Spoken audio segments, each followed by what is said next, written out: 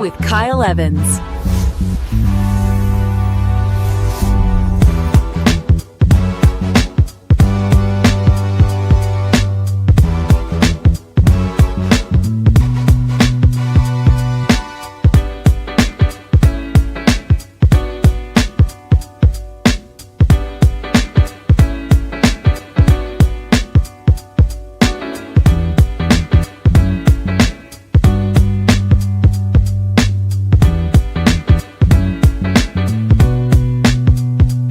Grow with Kyle Evans.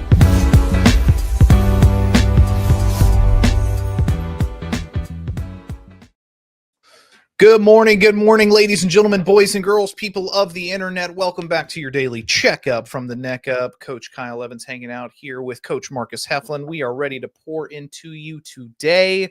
Guys, as promised, we are going over this beautiful manuscript right here. If you have not picked it up, strongly recommend that you do. Rookie Real Estate Agent by the number one on the field, number one in your hearts, Jay Papasan.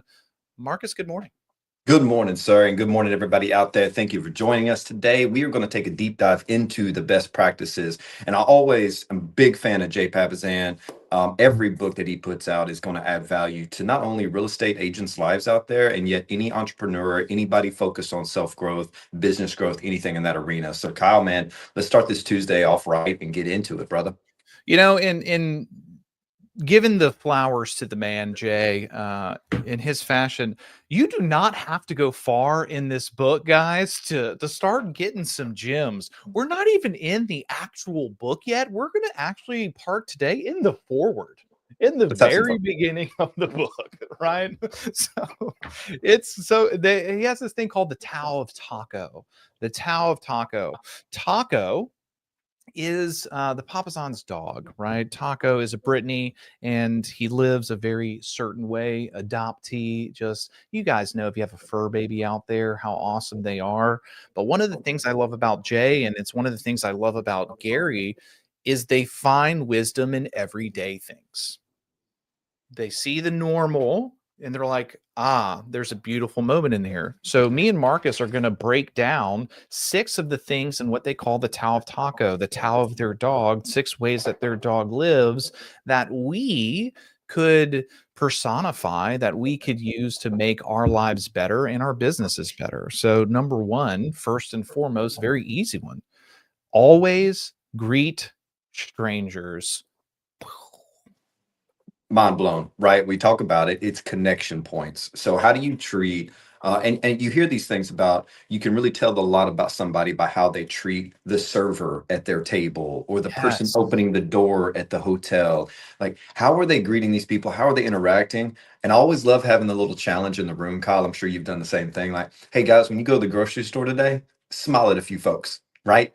Just break this stigma, break this habit of us just avoiding eye contact and being introverted. And you're going to be introverted here on your phone all day. Don't do it when you're walking around. Like, just say hello, see what happens. Flash the pearly whites, man. Like, what they talk about with Taco the dog. They say some dogs, when there's a doorbell, right, they go into defense mode. Not Taco. Taco's little ears point up, his tail starts wagging. He says it becomes a metronome at 10 times speed. This is what I want you guys to think about with people. People are just big kids. That includes you listening right now. If a toddler, Marcus, who, by the way, ladies and gentlemen, Marcus has a beautiful toddler, Cocoa Bean. If Cocoa Bean comes up to you with a toy phone in her hand and hands it to you, what are you going to do? Oh, hello. All day, every time. Yeah, and without fail. Yes, without fail. And you are going to be churching it up. Like, you're not pretending the IRS is calling. You're pretending someone awesome is calling, right? Yes. I think there's magic in showing genuine joy, care, connection, concern, and what is important to another person. And it all starts with just greeting strangers. Think about having a bad day and coming home. I don't want to shift from my daughter to a dog, and yet I'm going to use the book analogy. Coming home from a really rough day and that dog greets you with all the energy and all the enthusiasm, your day kind of melts away. We get the same opportunity when we pass people. You don't know where they are or what kind of day they're having. Improve it. There you go, which is so great because it leads into the next one here, which is presentation matters. Mhm. Present Taco, the little dog, he likes to clean his paws. He likes to pick the burrs out of his fur. Like he is a clean dog. I and this is an odd analogy, but I got to tell you guys, it has worked out so well for me. And take it or leave it, don't judge me. But you know, it was a piece of advice I got in parenting, and it's worked out so well.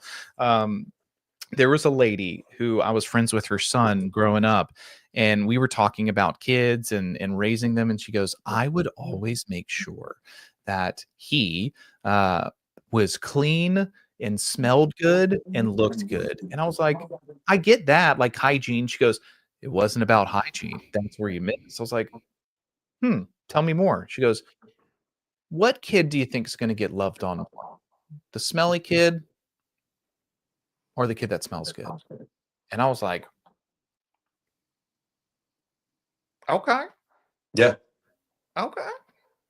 Okay. So she's like stacking the deck psychologically in her kid's favor just by simply making sure that presentation matters. Guys, in your business, presentation matters. Now, what I'm not telling you is you always have to be in a suit and a tie or a tuxedo, but like be clean, be put together. Don't have like a mustard stain on your shirt if you can avoid it.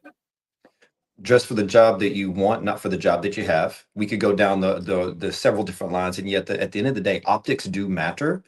When you get so good that optics don't matter, congrats. And yet, those are very far outliers, right? And having a welcoming presence is part of your presentation of you. And the other thing, man, um, it creates habits. So for that woman, I believe it was mom that you were talking about there, the woman instilling that in her kid, over time. Same thing for me. My mom, like, ironed every day. It was crazy. I never, like, I always see her ironing while we watch TV. It was just always as I was a kid. And then I went to live with my dad during high school to get to know him. And even though she wasn't ironing, I had seen that. Dad wasn't gonna iron at all. So what did I find myself doing? Ironing my own clothes before school or for the week or whatever I did, to learn that skill. So not only for ourselves, but it's also instilling that next generation.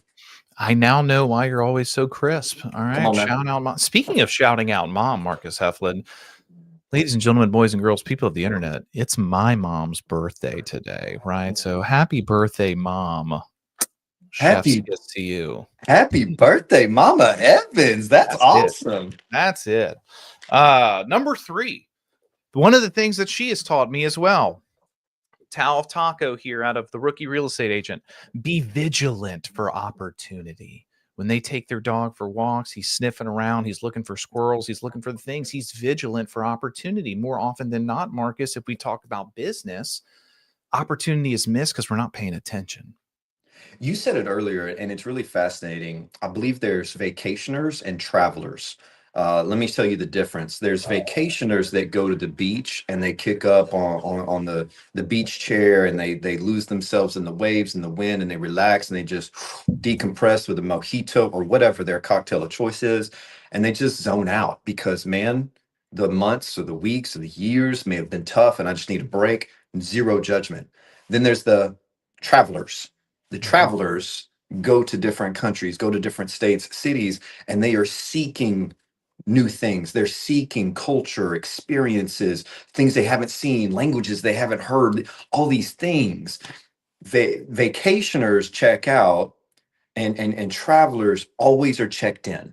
So when you said you're always hunting for those little things, it's funny. The leadership and ownership group here, they just went on a 2.5 week vacation or traveling to, I can't even tell you the 3 countries because they're so not visited from people here locally.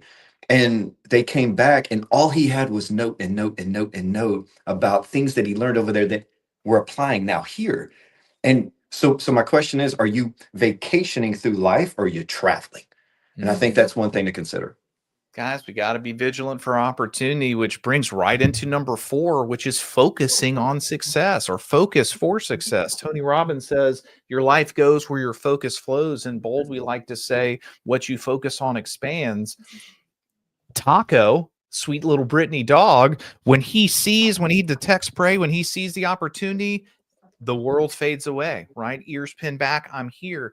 Guys, are you locked in to the opportunities that are here right now? Are you locked into the small things? Are you honoring your calendar? Are you showing up like the person that you say you're going to be? Are you keeping promises to yourself? Be so locked in. Y'all ever tried to deter a dog from chasing a rabbit?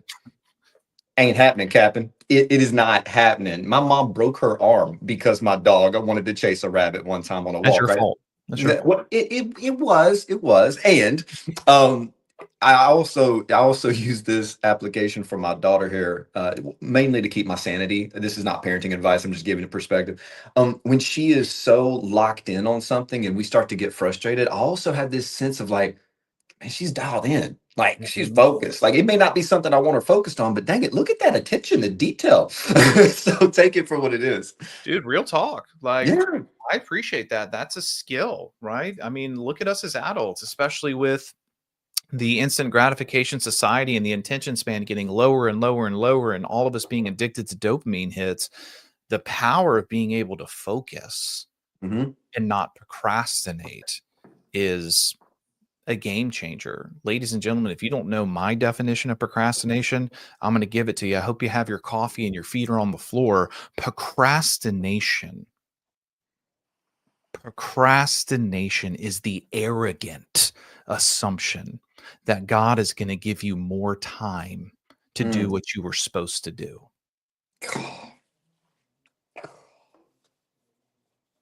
Write it down.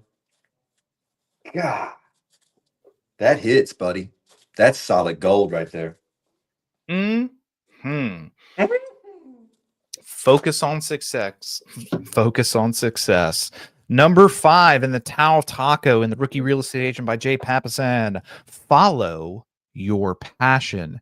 It says Taco is always happiest in the field. While he's only been proper hunting a few times, he always thinks he's hunting, and there is nothing he loves more. Guys, are you following your passion? And when I say that, let me put an asterisk on this because I think Please most do. people get this wrong.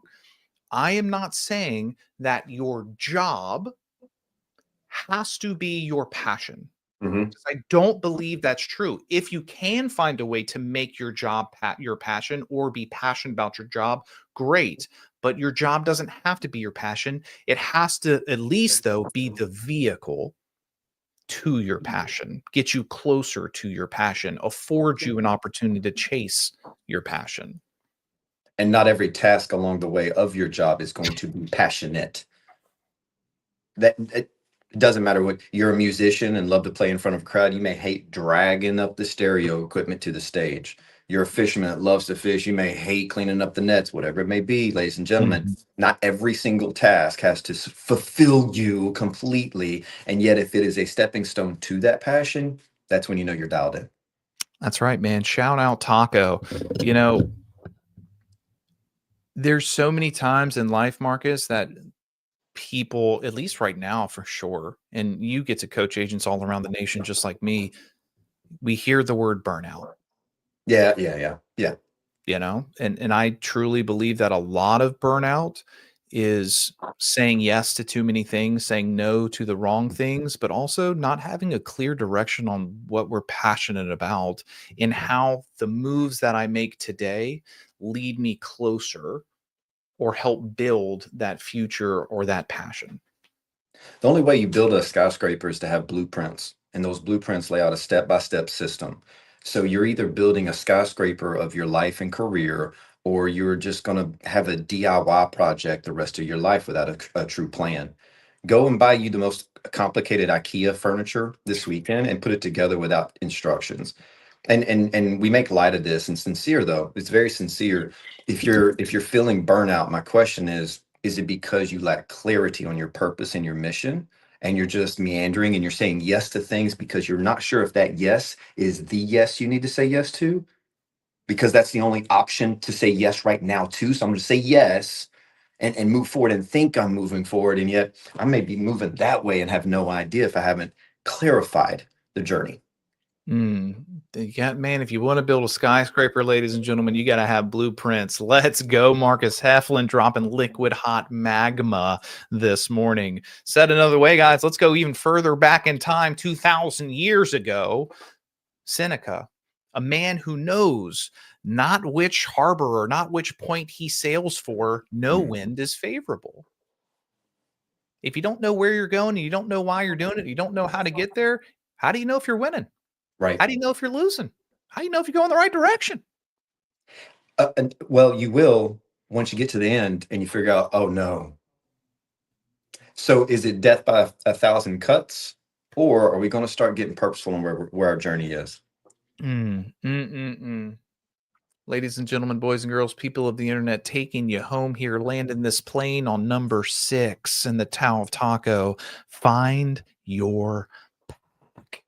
Find your pack. Dogs are pack creatures, right? Whatever room you're in, if you have a fur baby at home and they're anything like mine or they're anything like Taco, if you leave the room, that dog's probably coming with you. Or it's going to come find you in a little bit, come get close, unless you've got, a grand mal English bulldog like me who just can't be bothered by anyone or anything. The other dogs, though, want to be in your, just let me love you, right? Like, just let me love you. Yeah. But guys, find your pack. Like, it took me 36 years. I'm 37 now, 35 years, something like that, to find my pack animal in the swole ingenious Marcus Heflin. And now simpatico. Yeah, I will resonate with that, buddy. Because I think it's very egotistical for anybody out there to think I can do this all alone every single day. And if you have anybody looking up to you, counting on you, relying on you, I'm going to beg you, put that ego aside and find your people. You put yourself in a different room, a different conversation around different talented humans with different visions. It lights you up. It lights you up. And here's the great thing. Find that room and be intimidated. The minute you're intimidated, stay there and just barnacle onto those human beings. Okay. And I promise you, it's going to improve your life. If you are constantly around people going, oh, that's no big deal. No work. Hey, sit down, take a break. It's that's outside. Oh, it's the market. Take a look. Take a look. Success does not happen success after success after success. It happens after you fail and learn and get challenged and get ticked off by a coach pushing you in a direction that you know you need to go, but you don't want to be there because of habits form. Find your people that'll push you, and I promise you, iron sharpens iron. Find the right iron for you. Guys, if there's not a seat at the table yet, Tell them. Serve water. Yes. Serve water, man. Yes. Go be a fly on that wall. Go see what you can do. Come with a hand full instead of a hand out, and watch how over time there becomes a seat at that table. And if you keep on going, before you know it, it might end up being just your table. Perfectly said. Ladies and gentlemen, boys and girls, people of the internet, we're right around our 20-minute mark for your daily checkup for the neck up. Marcus Heflin, Kyle Evans. Wow, such a good exclamation point there. This is live. This is live. No cuts here. Go read The Rookie Real Estate Agent by Jay Papasan. We're going to keep diving into the pages here and taking out the nuggets and bringing them to you. Love you, mean it. We will see you tomorrow.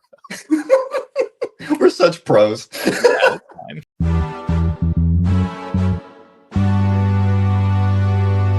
Grow with Kyle Evans.